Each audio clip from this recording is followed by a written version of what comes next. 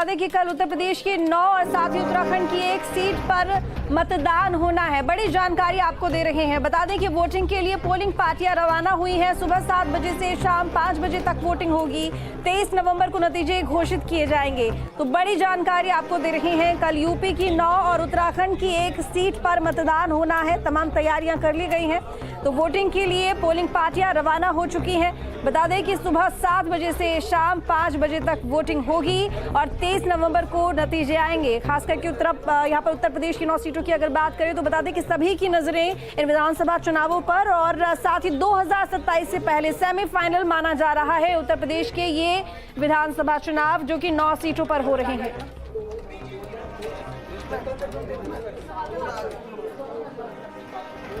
तो इसी बीच हमारे साथ में गाजियाबाद से हिमांशु जुड़ गए हैं और लखनऊ से हमारे साथ में आलोक पांडे जुड़े हुए हैं। हिमांशु, क्योंकि देखिए कल ही चुनाव होना है, गाजियाबाद की भी एक सीट जिस पर चुनाव होना है, क्या कुछ तैयारियां? देखिए, बिल्कुल बाई इलेक्शन जो यूपी के अंदर हो रहा है, 9 विधानसभा सीटें हैं।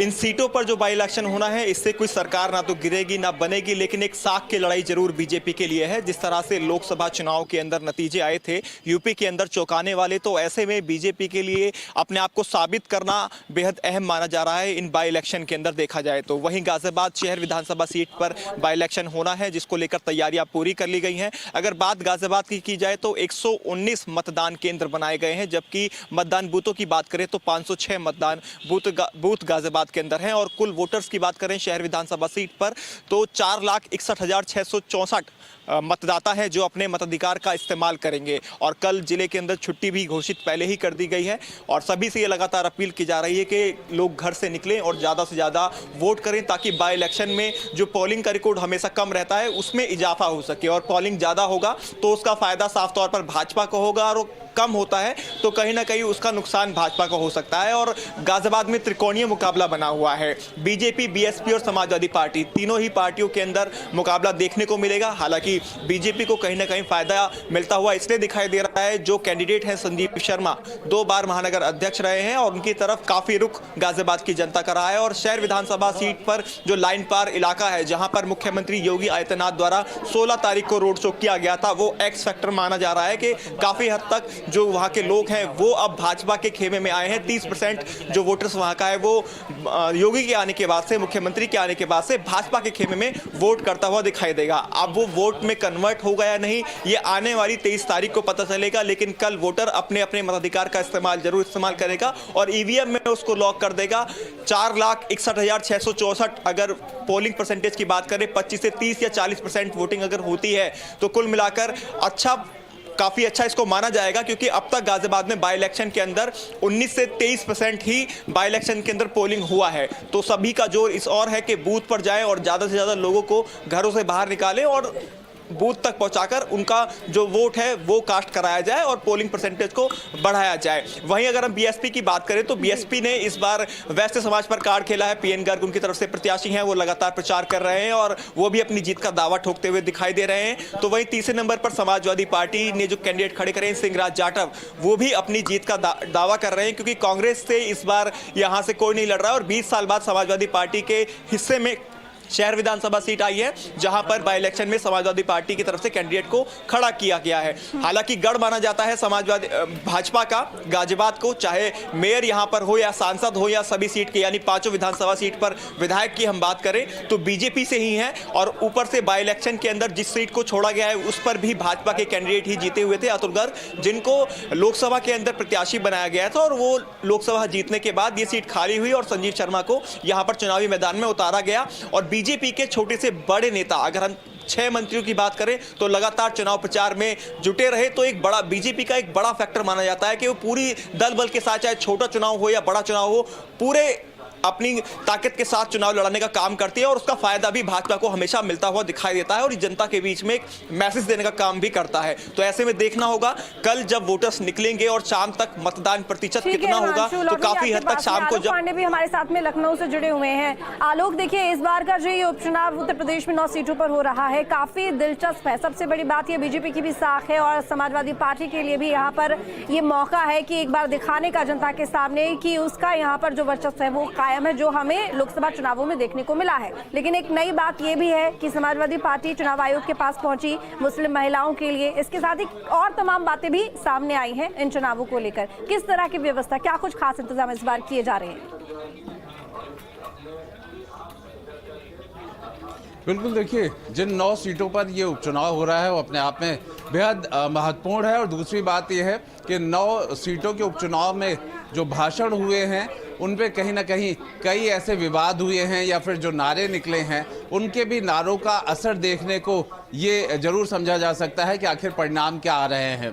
दूसरी बात महत्वपूर्ण है कि अगर इन 9 सीटों पे हम परिणामों की बात करेंगे तो भारतीय जनता पार्टी के लिए कहीं ज़्यादा महत्वपूर्ण है, या यूँ कहा जाए कहीं ज़्यादा साख की लड़ाई है, क्योंकि भारतीय जनता पार्टी जिसने अभी लोकसभा के चुनाव में उतना अच्छा बेहतर प्रदर्शन नहीं किया जितनी की उम्मीद थी। भारतीय जनता पार्टी का अगर बीजेपी और यूपी से जोड़ के देखें तो बीजेपी का प्रदर्शन अच्छा नहीं था, और ऐसे में 9 सीटों के परिणामों को बहुत ही उम्मीदों के साथ देखा जा रहा है। और अगर इसमें जरा भी कुछ आंकड़े दाएं बाएं होते हैं तो बीजेपी के लिए एक बड़ा सेटबैक माना जाएगा। वहीं पे विपक्ष के तौर पे बात करें तो समाजवादी पार्टी कांग्रेस ने पहले ही समर्थन कर दिया है। समाजवादी पार्टी हर सीट पे लड़ती नजर आ रही है, और साथ में ये भी देखना होगा कि जो पीडीए का फॉर्मूला उसने लोकसभा के दौरान पे उठाया था, क्या उपचुनाव में भी उसको ये फायदा मिलता है। एक तौर पर इसे रुझान के तौर पर भी देखा जा सकता है कि 27 में किन मुद्दों पर आगे के तौर पर रुझान हो सकता है या कौन सी रणनीति बेहतर और अच्छी हो सकती है। लेकिन ये बिल्कुल तय है कि सीटें कम जरूर हैं पर साख दोनों की दांव पे लगी हुई है। भारतीय जनता पार्टी की भी साख दांव पे है तो समाजवादी पार्टी की इस बात पे कि उसकी पकड़ अभी भी बरकरार है। लोकसभा के चुनाव में जो उसने नतीजे दिए अभी भी उसकी जमीन मजबूत है। तो इस तौर पे अगर इन 9 सीटों को देखें तो निश्चित तौर पे बेहद महत्वपूर्ण होगा। कल मतदान का दिन रहेगा, सुबह 7 बजे से शाम 5 बजे तक ये मतदान चलेगा। और पोलिंग बूथ की बात की जाए, पोलिंग पार्टी की बात की जाए तो वो मौके पर पहुंच रहे हैं। जी चलिए ठीक है, आलोक और हिमांशु आप दोनों का बहुत धन्यवाद तमाम जानकारी के लिए। तो बता दें आपको कि गाजियाबाद शहर की विधानसभा सीट पर उपचुनाव होना है, जिसको देखते हुए तमाम पोलिंग पार्टियां ईवीएम मशीन लेकर रवाना हो चुकी हैं। 26,000 कर्मचारी चुनावी ड्यूटी पर लगाए गए हैं। देखिए संवाददाता हिमांशु शर्मा की रिपोर्ट।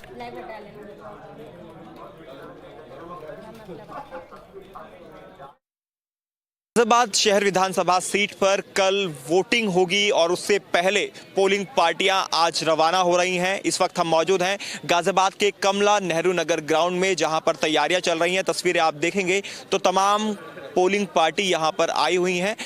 अपने अपने केंद्र के लिए, बूथ के लिए यहां से ईवीएम कलेक्ट की जा रही है, साथ ही ईवीएम को चेक भी किया जा रहा है। आप देख सकते हैं ईवीएम मशीन लेकर तमाम जो कर्मचारी है वो यहां बैठ गए हैं। जो जानकारी दी गई है तकरीबन 2600 कर्मचारी चुनावी ड्यूटी में लगाए गए हैं, जो शहर विधानसभा सीट पर उपचुनाव है उसको संपन्न कराएंगे। इस पर बातचीत के लिए हमारे साथ गाजियाबाद के एडीएम सिटी गंभीर सिंह जी मौजूद हैं, उनसे बात करते हैं।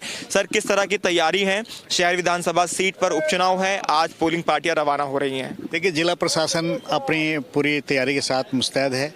पूरे सारे ऑफिसर्स, पूरी टीम, हमारे जो सेक्टर मजिस्ट्रेट, जोनल मजिस्ट्रेट, हमारा यातायात की व्यवस्था, या हमारे कर्मचारी, समय से सारे लोग यहाँ पर मुस्तैद हैं अपनी ड्यूटी पर। और जिलाधिकारी महोदय के नेतृत्व में, मार्गदर्शन में हम सब लोग अपने अच्छे से चुनाव कराने के लिए पूरी तरह से तैयार हैं। सर, कितने मजिस्ट्रेट तैनात रहेंगे ये चुनाव संपन्न कराने के लिए? जोनल मजिस्ट्रेट रहेंगे? देखिए, जैसे यहाँ पे 22 हमारे सेक्टर मजिस्ट्रेट हैं, 4 जोनल मजिस्ट्रेट हैं, ताकि हम प्रॉपरली इसको स्मूथली चुनाव को करा लें। क्योंकि भारत देश का जो लोकतंत्र पर्व है सबसे महत्वपूर्ण होता है। पूरे देश की, पूरी दुनिया की नज़र हमारे इस लोकतंत्र व्यवस्था पर लगी है। तो हमारे जिला प्रशासन पूरे जिलाधिकारी महोदय के नेतृत्व में पूरा तरह से एकदम कमर कस के तैयार है। सर, कितने सेंटर बनाए गए हैं इस बार वोट डालने के लिए? वोटिंग सेंटर की बात करें, 506 हमारे बूथ हैं, एक ऑक्सिलरी बूथ है, तो 507 बूथों पर यहाँ हमारी पूरी टीम लगी है और 507 पे वोट डाले जाएंगे। धन्यवाद सर। बातचीत के लिए तो एडीएम सिटी गंभीर सिंह जी थे, जिन्होंने बताया किस तरह की तैयारियां हैं। और आपको बता दें, गाजियाबाद शहर विधानसभा सीट पर 4,61,644 मतदाता है जो कल अपने मताधिकार का इस्तेमाल करेंगे और ये तय करेंगे कि गाजियाबाद की शहर विधानसभा की जनता ने शहर विधानसभा से किसको जिताया है और जिताकर विधानसभा भेजा है। हालांकि इसका जो नतीजा है वो 23 तारीख को आना है, लेकिन ईवीएम में उनकी जो वोट है वो कल कैद हो जाएगी। एक बार चाहूंगा विजय से फिर तस्वीरें आपको दिखा दें। चारों तरफ किस तरह से जो कर्मचारी हैं जिनकी ड्यूटी लगाई गई है चुनाव संपन्न कराने के लिए, वो यहाँ पर अपनी अपनी ईवीएम मशीन को लेकर बैठे हुए हैं।